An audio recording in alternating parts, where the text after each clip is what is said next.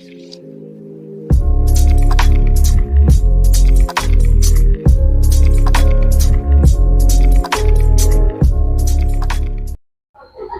ang ARBC Devotional from Genesis to Revelation at ang passage natin today ay 2 Chronicles chapter 18 verses 19 to 22. Let me read. This is the word of the Lord. And the Lord said, Who will entice Ahab, the king of Israel, that he may go up and fall at Ramoth Gilead? And one said one thing, and another said another. Then a spirit came forward and stood before the Lord, saying, I will entice him. And the Lord said to him, By what means? And he said, I will go out and will be a lying spirit in the mouth of all his prophets. And he said, You are to entice him, and you shall succeed. Go out and do so. Now, therefore, behold, the Lord has put a lying spirit in the mouth of these your prophets. The Lord has declared disaster concerning you. Salamat sa salita ng Diyos na nabasa natin. So, brief context lang po sa passage na binasa natin. Ito yung vision ni Micaiah na sa sinabi ng Diyos patungkol kay King Ahab. Ito yung time kung saan si King Ahab na hari nga ng Israel ay nagkaroon ng alliance kay King Jehoshaphat naman na hari ng Judah. At at one point ay sinabi ni King Ahab kay Jehoshaphat na lusubin nila yung Ramoth Gilead. At dahil nga alay sila ay pumayag naman si Jehoshaphat, pero sinabi niya muna na isang guni ito sa salita ng Diyos. Ginawa naman ito ni King Ahab, pero ang gusto lang niyang pakinggan ay yung mga salita o yung mga prophecy na pumapabor sa kagustuhan niya. At nabasa nga natin sa text ay hinayaan siya ng Diyos na mapahamak sa sarili niyang pagnanasa. So kung meron man tayong matututunan sa binasa natin ay ito. Those who willfully refuse God's truth will eventually get what they deserve and want, and that is to be destroyed in their beloved lies. Sila na ginugusto o determinado ang pagtanggi sa katotohanan ng Diyos ay makakamtan sa huli ang karapat-dapat sa kanila at ang gusto nila, at yun ay ang mapahamak dulot ng minamahal nilang kasinungalingan. So bilang clarification lang, dahil may nabasa tayo sa passage natin that God has put a lying spirit in the mouth of the prophets, sa mga ganitong passages ay kailangan maging maingat tayo ng mga mambabasa at di natin aakusahan ng Diyos na nagkasala dahil nagpadala siya ng nagsisinungaling na espiritu. Far be it from us na magkaroon tayo ng ganong klaseng conclusion. God is not the author of sin. Bagkus ito ay pagpapanawagan sa atin na magpakumbaba sa ilalim ng otoridad ng Diyos sa kanyang salita. Alalahanin natin na ito ay mula sa kapahayagan ng Diyos, ang salita niya sa Bible. At ang isa sa pinakamahalagang layunin ng salita ng Diyos ay ang ipahayag kung sino siya. At ang mababasa natin all throughout scriptures kung sino ang Diyos, isa sa mga katangian niya ay siya ay banal. Ito yung mababasa natin sa Isaiah chapter 6 kung saan ito yung sinabi ng mga anghel patungkol sa Diyos. Ang Diyos ay banal, banal, banal. Sabi rin ni Pastor Noel Espinosa na ang kabanalan ng Diyos ang pinakamahalagang katangian ng Diyos dahil ito yung nagde-define sa Kanya or nagde-define ng lahat ng katangian ng Diyos. Kung pag-uusapan ng galit ng Diyos, ang pag-ibig ng Diyos, ang hustisya ng Diyos, lahat ng ito ay banal. Hindi natin ito pwedeng kumpara sa galit ng tao, pag-ibig ng tao, o kung paano natin ina-execute ang hustisya sa mundo. Ito ang di-distinguish sa katangian ng Diyos. His holiness is what sets Him apart. At ito yung pinaka-definition ng holy, which is to be set apart. Ang Diyos ay napakalayo ng pagitan sa atin dahil siya ay lumikha at tayo ay kanyang mga nilikha. At mas lalong malayo ang pagitan ng Diyos sa atin dahil siya ay banal at tayo ay makasalanan.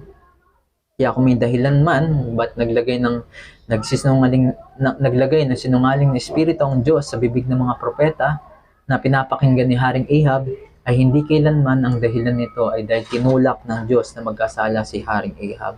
Sabi sa James chapter 1 verse 13, "Let no one say when he is tempted, I am being tempted by God.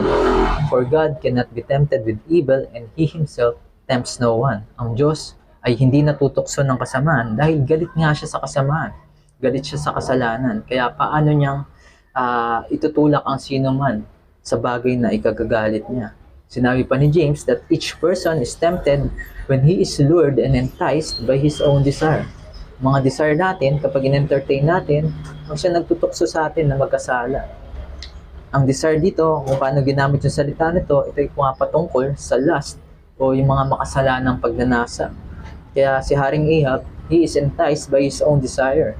That is to listen to what is good only concerning himself and disregard the warnings of God.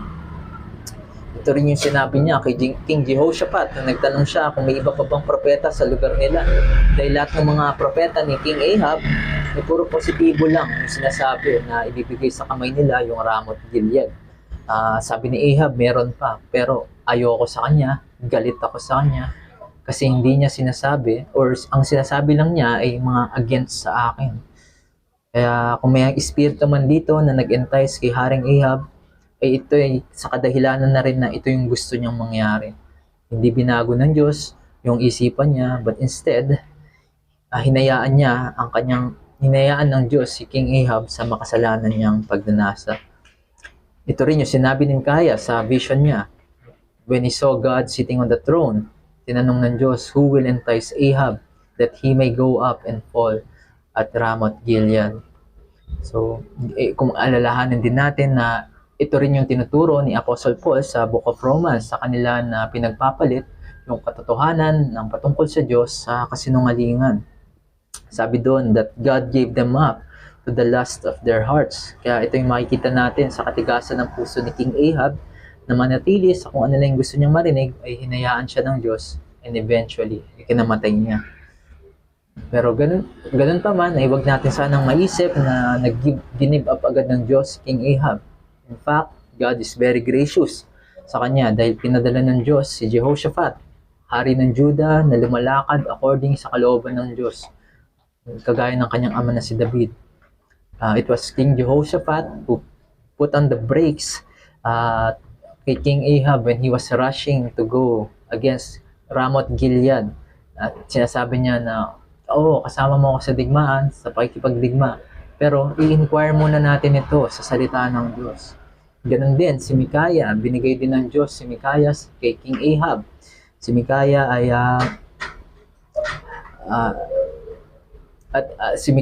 even before pa ng alliance nila ni King Jehoshaphat. Dahil ganon nga, nung naghahanap nga si Jehoshaphat ng iba pang propeta, sinabi ni Ahab, meron pa, pero hindi ko siya gusto dahil hindi nga pabor sa kanya yung sinasabi. So it implies na may history na si Prophet Micaiah to go against King Ahab. Kaya kung titingnan natin, mapagbiyaya ng Diyos kay King Ahab. God did not just give up easy, but in fact, very gracious. Kasi binigyan siya ng tao na lumalakad ng tapat sa kalooban ng Diyos at isang tao na nagpapahayag ng tapat na salita ng Diyos. Kung magkakaroon tayo ng pagsusuri ng ebidensya kung gaano ka mapagbiyaya ang Diyos sa tao, ayun na yung pinadala niya ang kanyang bugtong na anak na si Jesucristo. Kanina sinabi natin na ang banal na Diyos ay hindi pwede makihulubilo sa kasalanan, pero ang Panginoong Jesucristo, totoong Diyos, ay naging tao, pinadala siya ng Ama at sumaatin. Tinatawag siya na Emmanuel, God with us. So hindi lang siya sumaatin, namatay din siya sa krus, para sa kabayaran ng kasalanan at muling nabuhay para ang sino man na magsisisi sa kasalanan nila at mananampalataya ay magkakaroon ng buhay na walang hanggan. Kaya paano ba natin may re-relate ngayon yung story ni King Ahab? At ang nais kong i-address dito ay ang mga kayo na hindi pa mananampalataya kay Kristo. Kung napapakinggan nyo ang pangangaral ng Ebanghelyo, ang mabuting balita patungkol kay Kristo, sana wag mo ipagmamaya na ito. Wag mo sana itong tanggihan. Actually, this week, last Sunday, ay sa biyaya ng Diyos ay nakapamahagi kami ng gospel tract sa paligid na komunidad sa aming church sa ARBC. So yung gospel tracts po, ito po yung munting babasahin patungkol sa kung sino ang Diyos, kung sino tayo bilang makasalanan, at kung ano yung mabuting balita ng Panginoong Jesucristo. Meron sana kaming isang aabutan doon, pero malayo pa lang ay sumenyas na siya na wag na siyang bigyan. So parang sinasabi niya dito na hindi ko na kailangan yan o aksaya lang ng oras ko yan. or alam ko na yan. So hindi ko naman sinasabi that God has given up on that person, pero kung ikaw ito, baka ikaw ito na nakakapanood or parehas ka sa pag-iisip ng taong in-example ko, every time na may nagbabahagi sa'yo ng ebanghelyo ay ganito ka tumugon. Ang apela ko sa iyo ay sana wag mong baliwalain yung mga taong nagbabahagi sa iyo ng ebanghelyo. Pakinggan mo, basahin mo yung binibigay nila, tapos tingnan mo sa Bible kung totoo ba yung sinasabi nila. Si Aring Ahab, namatay siya dahil niyakap niya yung kasinungalingan. Ganun din, kasinungalingan din na isipin na hindi mo na kailangan ng ebanghelyo. Kasinungalingan na sabihin, aksaya ito ng oras mo. O kasinungalingan din na sapat na yung ideya mo kung sino si Jesucristo pero wala namang totoong ugnayan sa Kanya o relasyon sa Kanya, ikamamatay mo kung ito lang yung mga pinanghahawakan mo. God has not given up on you. At di kailangan na maging dugbok ka muna sa problema para mapakinggan mo yung mensahe na to.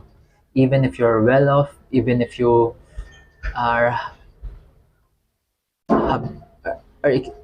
currently ay sinasabi mo okay ka na, para sa iyo pa din ang panawagan na ito. Lalo na kung ikaw yung tao na pinagmamayaan na to or floating ka sa pagdating sa usapin ng pananampalataya, kung ikaw yung nagsasabi na hindi mo to kailangan, para sa iyo ang panawagan na to.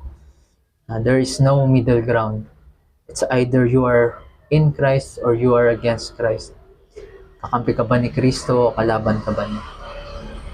Tayo po'y manalangin.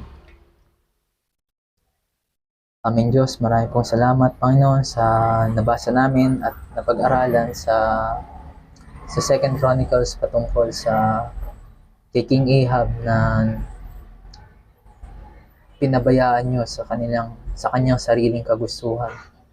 Nakakatakot, Panginoon, ng mapabayaan sa sarili naming kagustuhan. Kaya dalangin ko, Panginoon, sa mga makakapakinig po nito ay magkaroon po sila ng puso na hindi agad i-dismiss ang mensahe ng inyong salita. Bagkus ay kilatisin ito, suriin ito sa salita ninyo, sa Bible. At dalangin ko, Panginoon, na naway gamitin nyo rin ito para tumawag ng mga makasalanan sa pagsisisi. Salamat po ulit na hindi kayo nanahimik at may pinahayag kayong salita patungkol sa pagliligtas ng Panginoong Jesucristo. Kaya dalangin ko, Panginoon, na abutin niyo po ng inyong biyaya ang sino man na makakapakinig, hindi lang sa video na to, kundi sa lahat ng dako na pinapangaral at hinahayag ng Panginoong Jesucristo. Dalangin ko na iligtas niyo po ang makakapakinig. Salamat po, O Diyos. Sa inyo lamang po ang papurit pa sa pangalan ng Panginoong Jesus. Amen.